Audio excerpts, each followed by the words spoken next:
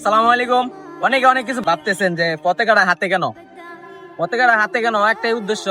অনেকে বলতাছেন ব্রিজে কালেমার পতাকার সাথে পাকিস্তানের পতাকা কিসের জন্য, অনেকে বলতাছেন। আসলে ভাই এটা কিসের পতাকা আগে চিনেন। এটা পাকিস্তানের পতাকা হলে এদিকে সাদা থাকবে, সাদা। এটা হচ্ছে গাউসিয়া কমিটি, একটা গাউসিয়া কমিটির পতাকা।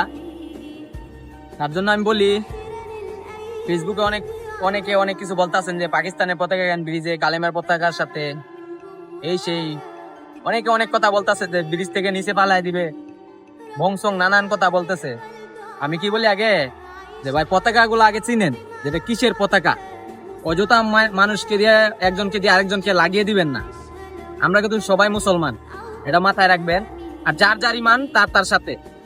আমি যা করব আমার কবরে আমি নিয়ে যাব, আমার কবরে আপনি হিসাব দিবেন না, আর আপনার কবরে আপনি হিসাব দিবেন।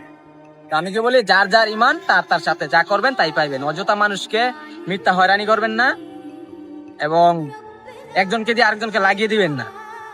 আশা করি আমার কথা বুঝতে পারছেন। ভুল হলে মাফ করে দিবেন। সবাই সুস্থ থাকেন, ভালো থাকেন। আসসালামু আলাইকুম।